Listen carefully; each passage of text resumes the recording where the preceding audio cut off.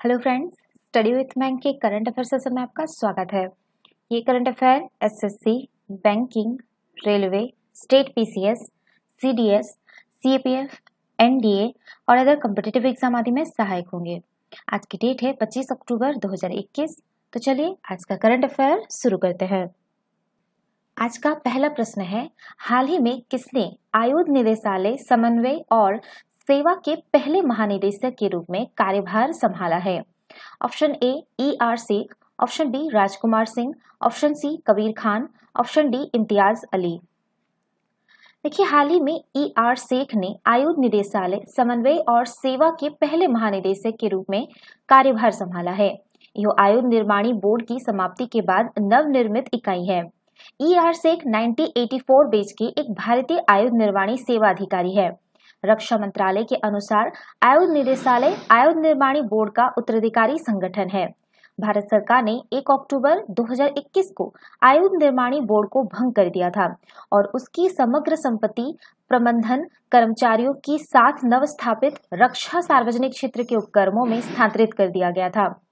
केंद्र सरकार के निर्णय के मुताबिक देश भर में 41 कारखानों को रक्षा सार्वजनिक क्षेत्र के 7 नए उपक्रमों में बदला जाना है। नवनिर्मित संस्थाएं सरकार के 100% स्वामित्व में होंगी। ये संस्थाएं उत्पादों के विभिन्न कार्य क्षेत्रों के लिए जिम्मेदार होंगी, जैसे कि गोला बारूद और विस्फोटक समूह गोला बारूद का उत्पादन करेंगे, जबकि एक वाहन समूह रक्षा गतिशीलता और लड़ाकू वाहनों के उत्पादन में संलग्न होगा। तो इसका जो सही आंसर होगा वो होगा आपका ऑप्शन ए ER शेख। चलिए नेक्स्ट क्वेश्चन पे चलता है। क्वेश्चन नंबर 2 है, किस राज्य के स्वतंत्रता सेनानियों को श्रद्धांजलि देने के उद्देश्य से केंद्र सरकार ने अंडमान और निकोबार द्वीप समूह में एक द्वीप समूह शिखर माउंट हैरियट का नाम बदलकर माउंट मणिपुर रखने का निर्णय लिया है? ऑप्शन ए अंडमान और निकोबार द्वीप समूह, option B Assam, option C Manipur, option D Meghalaya. देखिए, मणिपुर के स्वतंत्रता सेनानियों को श्रद्धांजलि देने के उद्देश्य से केंद्र सरकार ने अंडमान और निकोबार द्वीप समूह में एक द्वीप शिखर माउंट हैरियट का नाम बदलकर माउंट मणिपुर रखने का निर्णय लिया है। इस संबंध में घोषणा करते हुए गृह मंत्री ने कहा कि मणिपुर ने वर्ष 1857 की क्रांति के दौरान और वर्ष 1891 में पूर्वोत्तर में अंग्रेजों का विरोध करने में महत्वपूर्ण भूमिका निभाई थी। यह एकमात्र ऐसा राज्य था जिसने अपना संविधान लागू किया था। विदित हो कि मणिपुर युद्ध के नायक युवराज टिकेंद्रजीत और जनरल थंगल को इम्फाल में सार्वजनिक रूप से फांसी दी गई थी।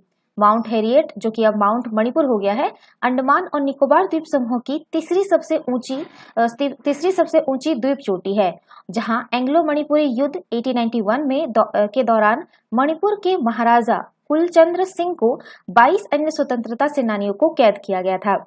यानी कि ये जो आपका माउंट हैरियट है, जो कि आपके माउंट मणिपुर हो गया है, वहां पे महाराजा कुलचंद्र सिंह मणिपुर के जो थे और 22 अन्य स्वतंत्रता सेनानियों को कैद किया गया था। इसीलिए इस माउंट मणिपुर को जो माउंट हैरियट का नाम बदलकर जो है अब माउंट मणिपुर रख दिया गया है। तो ये कंफ्यूजन मत होइएगा कि अंडमान और निकोबार में ही स्पेशली क्यों माउंट मणिपुर का ऐसा मतलब चेंज किया गया किसी माउंट को नाम, ठीक है। तो इसका जो सही आंसर होगा वो होगा आपका option C Manipur.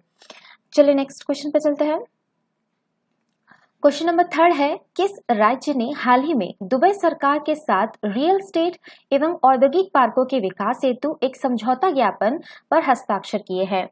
Option A Punjab, option B Andhra Pradesh, option C Jammu Kashmir, option D Tamil Nadu. देखिए, प्रदेश में औद्योगिक क्षेत्र एवं अन्य व्यावसायिक उद्यमों को विकसित करने की दिशा में महत्वपूर्ण कदम उठाते हुए जम्मू कश्मीर प्रशासन ने हाल ही में दुबई सरकार के साथ रियल एस्टेट एवं औद्योगिक पार्कों के विकास हेतु एक समझौता ज्ञापन पर हस्ताक्षर किए हैं। इस संबंध में घोषणा करते हुए केंद्रीय वाणिज्य और उद्योग मंत्री ने कहा कि यह समझौता ज्ञापन संपूर्ण विश्व को स्पष्ट संकेत देता है कि भारत एक वैश्विक शक्ति के रूप में बदल रहा है तथा जम्मू कश्मीर भी इसमें महत्वपूर्ण भूमिका अदा करेगा।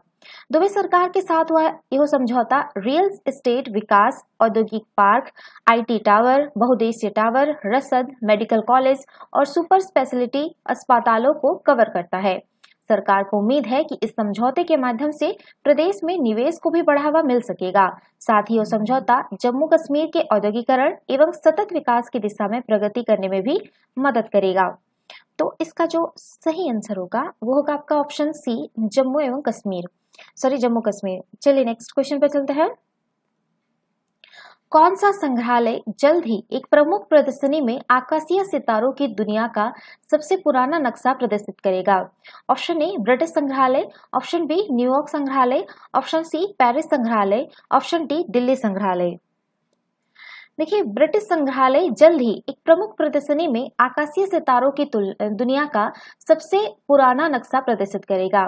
नेब्रा स्काई डिस्क नामक इस डिस्क नुमा नक्शे को लगभग 3600 वर्ष पूर्व जर्मनी के नेब्रा नामक स्थान पर 2 तलवारों, कुल्हाड़ियों, 2 सर्पिल आर्म रिंग्स और एक कांस्य छैनी के साथ दफनाया गया था। ऐसा माना जाता है कि इन वस्तुओं को देवताओं को समर्पित करने हेतु दफनाया गया था। इस डिस्क का मूल्य जो है वो लगभग $11 मिलियन है। इस नक्शे की खोज जो है वो वर्ष 1999 में की गई थी। इसे 20वीं शताब्दी की सबसे महत्वपूर्ण पुरातत्विक खोजों में से एक माना जाता है और यह 1600 ईसा पूर्व के आसपास यूरोप के कुछ हिस्से को यूनिट संस्कृति से जुड़ा हुआ है। यूनिट संस्कृति में बोहेमिया, बवेरिया, दक्षिणी पूर्व जर्मनी और पश्चिमी पोलैंड सहित मध्य यूरोप के कांस्य युग के शुरुआती समुदाय शामिल थे। तो इसका जो सही आंसर होगा वो होगा आपका ऑप्शन ए, ब्रिटिश संग्रहालय। चलिए नेक्स्ट क्वेश्चन पे चलते हैं। हाल ही में कौन से मंत्री ने सैन्य इंजीनियर सेवा के लिए एक वेब आधारित परियोजना निगरानी पोर्टल लॉन्च किया है? ऑप्शन ए प्रधानमंत्री, ऑप्शन बी रक्षा मंत्री, ऑप्शन सी गृह मंत्री, ऑप्शन डी विज्ञान एवं प्रौद्योगिकी मंत्री। देखिए, हाल ही में रक्षा मंत्री राजनाथ सिंह ने सैन्य इंजीनियर सेवा के लिए एक वेब आधारित परियोजना निगरानी पोर्टल लॉन्च किया है। ये पोर्टल परियोजनाओं की स्थापना से लेकर उनके पूरा होने तक की वास्तविक समय निगरानी को सक्षम बनाएगा। न केवल सैन्य इंजीनियरिंग सेवा बल्कि सशस्त्र बल भी इस पोर्टल का उपयोग करके परियोजना की जानकारी प्राप्त कर सक्षम होंगे। यह नया एकीकृत पोर्टल सैन्य इंजीनियर सेवा द्वारा क्रियान्वित की जाने वाली पहली परियोजना प्रबंधन ई-गवर्नेंस पहल है। सैन्य इंजीनियरिंग सेवा भारत की सबसे पुरानी और सबसे बड़ी सरकारी रक्षा अवसंरचना विकास एजेंसियों में से एक है। सैन्य इंजीनियरिंग सेवा मुख्य रूप से भारतीय सेना, भारतीय वायुसेना, भारतीय नौसेना, भारतीय आयुध कारखानों, रक्षा अनुसंधान एवं विकास संगठन और भारतीय तटरक्षक बल समेत भारतीय सशस्त्र बलों के लिए इंजीनियरिंग और निर्माण कार्य संबंधी सेवाएं प्रदान करता है। तो इसका जो सही आंसर होगा वो होगा आपका ऑप्शन बी, रक्षा मंत्री। चलिए नेक्स्ट क्वेश्चन पे चलते हैं। हाल ही में चर्चा में रही गीता गोपीनाथ किस अंतर्राष्ट्रीय संगठन की मुख्य अर्थशास्त्री है? Option A UNICEF, option B UNESCO, option C विश्व बैंक, ऑप्शन डी अंतर्राष्ट्रीय मुद्रा कोष। देखिए, एक हालिया घोषणा के अनुसार अंतर्राष्ट्रीय मुद्रा कोष यानी IMF की मुख्य अर्थशास्त्री गीता गोपीनाथ अपने 3 वर्षीय कार्यकाल के बाद जनवरी 2022 में सेवा मुक्त हो रही है। भारतीय मूल की अर्थशास्त्री गीता गोपीनाथ जो है वो हार्वर्ड विश्वविद्यालय के अर्थशास्त्र विभाग के प्रोफेसर के रूप में अपना कार्य पुनः शुरू करेंगी। गीता गोपीनाथ अंतर्राष्ट्रीय मुद्रा कोष की पहली महिला मुख्य अर्थशास्त्री और रघुराम राजन के बाद यह प्रतिष्ठित पद संभालने वाली दूसरी भारतीय थी। वो अंतर्राष्ट्रीय मुद्रा कोष की 11वीं मुख्य अर्थशास्त्री बनी थी। IMF की स्थापना द्वितीय विश्व युद्ध के पश्चात युद्ध प्रभावित क्षेत्रों के पुनर्निर्माण में सहायता के लिए विश्व बैंक के साथ की गई थी। वर्ष 1945 में स्थापित IMF विश्व के 190 देशों द्वारा शासित है तथा यह अपने निर्णयों के लिए इन देशों के प्रति उत्तरदायी है। भारत 27 दिसंबर 1945 को IMF में शामिल हुआ था। अंतर्राष्ट्रीय मुद्रा कोष का प्राथमिक उद्देश्य अंतर्राष्ट्रीय मौद्रिक प्रणाली की स्थिरता सुनिश्चित करना है। तो इसका जो सही आंसर होगा वो होगा आपका ऑप्शन डी, अंतर्राष्ट्रीय मुद्रा कोष। चलिए नेक्स्ट क्वेश्चन पे चलता है। क्वेश्चन नंबर 7 है, किस मंत्रालय के प्रधान आर्थिक सलाहकार संजीव सान्याल की सिफारिश के आधार पर भारतीय रेलवे ने भारतीय रेलवे स्टेशन विकास निगम यानी IRSDC को भंग करने का आदेश दिया है? ऑप्शन ए प्रधानमंत्री, ऑप्शन बी स्वास्थ्य मंत्री, ऑप्शन सी गृह मंत्री, ऑप्शन डी रेल मंत्री। देखिए, वित्त मंत्रालय के प्रधान आर्थिक सलाहकार संजीव सान्याल की सिफारिश के आधार पर भारतीय रेलवे ने भारतीय रेलवे स्टेशन विकास निगम को भंग करने का आदेश दिया है। इस कदम के साथ भारतीय रेलवे स्टेशन विकास निगम भारतीय रेलवे वैकल्पिक ईंधन संगठन के बाद भंग होने वाला रेल मंत्रालय के तहत दूसरा संगठन है। भारतीय रेलवे स्टेशन विकास निगम इरकॉन इंटरनेशनल और रेल भूमि विकास प्राधिकरण का एक संयुक्त उद्यम है। रेल भूमि विकास प्राधिकरण रेल मंत्रालय के अधीन एक सांविधिक प्राधिकरण है। इसे 12 अप्रैल 2012 को कंपनी अधिनियम 1956 के तहत भारतीय रेलवे में शामिल किया गया था। इसका मुख्य उद्देश्य विश्व स्तरीय रेलवे स्टेशनों के निर्माण की परिकल्पना प्रस्तुत करना है, ताकि उपयोगकर्ताओं की सुविधा के अनुसार टिकाऊ प्रौद्योगिकियों को लागू किया जा सके। तो इसका जो सही आंसर होगा, देखिए यहाँ पे मैंने ऑप्शन में वित्त नहीं डाला है, तो ये गृह को काट दीजिएगा, ठीक है, वित्त मंत्री कर दीजिएगा। तो इसका सही आंसर होगा ऑप्शन सी, वित्त मंत्री। चलिए नेक्स्ट क्वेश्चन पे चलते हैं। क्वेश्चन नंबर 8 है, हाल ही में उड़ीसा सरकार ने किस वन्यजीव अभ्यारण्य में 4 शून्य कनेक्टिविटी गांवों से लगभग 420 परिवारों को स्थानांतरित करने का निर्णय लिया है? ऑप्शन ए देवरीगढ़ वन्यजीव अभ्यारण्य, ऑप्शन बी बदरमा वन्यजीव अभ्यारण्य, ऑप्शन सी हथगढ़ वन्यजीव अभ्यारण्य, ऑप्शन डी नंदनकानन वन्यजीव अभ्यारण्य। देखिए, हाल ही में उड़ीसा सरकार ने देवरीगढ़ वन्यजीव अभ्यारण्य में 4 शून्य कनेक्टिविटी गांवों से लगभग 420 परिवारों को स्थानांतरित करने का निर्णय लिया है। पुनर्वास का उद्देश्य मानव वन्यजीव संघर्ष को कम करना और विस्थापित परिवारों को बेहतर रहने की स्थिति प्रदान करना है। यह उड़ीसा के बरगढ़ जिले में हीराकुंड बांध, जो कि महानदी में है, के निकट स्थित है और यह 346.91 वर्ग किलोमीटर के क्षेत्र को कवर करता है। यह पूर्व और उत्तर में विशाल हीराकुंड जलाशय से घिरा है। 8 फरवरी 1985 को इसे वन्यजीव अभ्यारण्य घोषित किया गया था। यह उड़ीसा राज्य में वन्यजीवों और इनके आवास के स्वस्थानीय संरक्षण के लिए एक महत्वपूर्ण स्थल है। तो इसका जो सही आंसर होगा वो होगा आपका ऑप्शन ए, देवरीगढ़ वन्यजीव अभ्यारण्य। चलिए नेक्स्ट क्वेश्चन पे चलता है।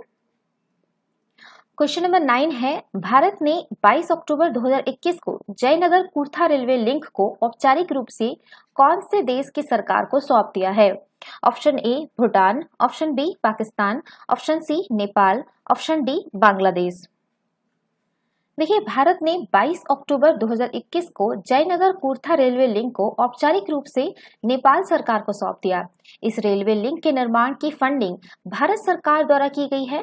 भारत में जयनगर से नेपाल के कुर्था के बीच 34.9 किलोमीटर लंबे नैरो लिंक गेज को ब्रॉड गेज में बदला गया है। इस रेल लिंक से व्यापार और वाणिज्य गतिविधियों के साथ साथ दोनों देशों के लोगों के बीच संपर्क बढ़ने की उम्मीद है। यह परियोजना नेपाल के ऐतिहासिक शहर जनकपुर से होकर गुजरेगी। तो इसका जो सही आंसर होगा वो होगा आपका ऑप्शन सी, नेपाल। चलिए नेक्स्ट क्वेश्चन पे चलते हैं। क्वेश्चन नंबर 10 है आपका, हाल ही में कौन से देश की माउंट एसो ज्वालामुखी विस्फोट हुआ है? Option A Indonesia, option B Malaysia, option C Singapore, option D Japan. देखिए, हाल ही में जापान की माउंट एसो ज्वालामुखी में विस्फोट हुआ है। जापान के मौसम विज्ञान के विभाग के मुताबिक ज्वालामुखी का पायरोक्लास्टिक प्रभाव लगभग 2 किलोमीटर के भीतर के क्षेत्र में फैल सकता है। माउंट एसो का निकटतम आबादी वाला शहर जो है वो एसो है। इसकी आबादी लगभग 26,500 है।